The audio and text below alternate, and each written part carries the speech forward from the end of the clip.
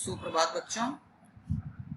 दोपहर का भोजन कहानी के कुछ प्रश्न आपको विवेचना के साथ वीडियो के माध्यम से भेजे गए हैं। अब उसी के पश्चात जो अगला प्रश्न आपका है वो इस पाठ में ये 7वां प्रश्न है। सिद्धेश्वरी की जगह आप होते तो क्या करते।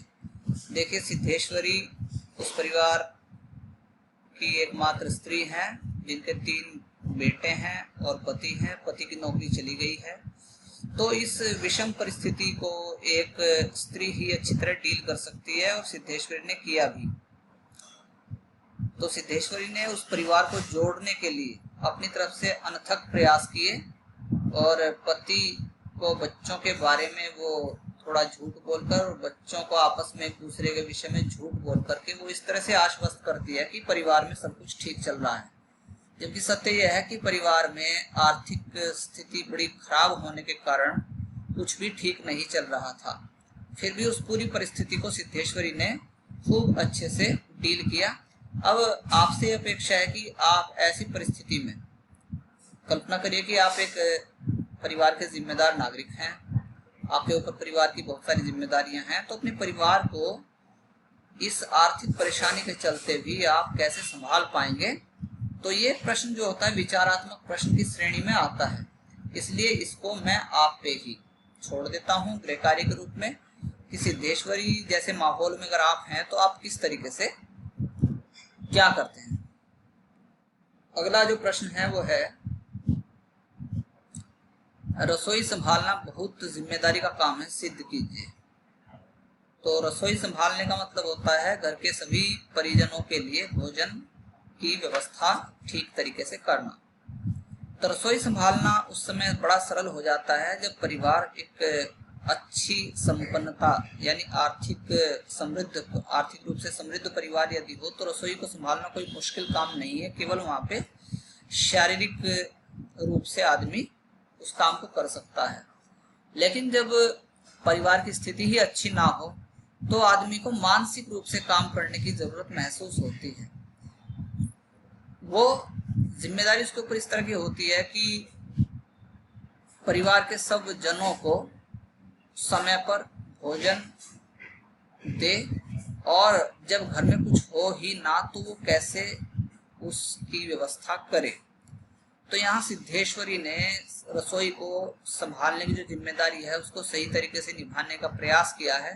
कम से कम संसाधन उसके पास में है, आर्थिक स्थिति ठीक नहीं है, बच्चे जो हैं वो पढ़ाई पे ध्यान नहीं देते, बड़ा बच्चा जो है उसका रोजगार नहीं लगता, पति का रोजगार चला जाता है और उसके बाद वो परिवार के हर सदस्य का कम से कम पेट भरने का प्रयास करती है और उनको कहती है कि एक रोटी और ले लो, कसम भी देती है। लेकिन उस कसम का परिणाम जो बाद में निकल के आता है वो ये आता है कि उसके खुद के लिए खाने को कुछ नहीं बचता। फिर उसने इतना बड़ा त्याग किया है कि परिवार के हर सदस्य का पेट अपने स्तर से भरा है। तो बहुत बड़ी जिम्मेदारी उसने निभाई है और उसके प्रयासों से ये चीज सिद्ध हो जाती है। इसको आप अपने तरीके से और भी ज्यादा एक्सप्लोर कर सकते हैं उत्तर को। तो ये हो गया आपका। अगला प्रश्न है इसमें, आपके अनुसार सिद्धेश्वरी के झूठ 100 सत्यों पर भारी कैसे हैं, अपने शब्दों में उत्तर दीजिए। तो जब अपने ही शब्दों में उत्तर देना है तो इसका मतलब ये है कि आपका ये भी विचारात्मक प्रश्न हो जाता है। तो इस प्रश्न का भी उत्तर आपको ही लिखना है, लेकिन थोड़ा सा आप संकेत ले सकते हैं इसमें।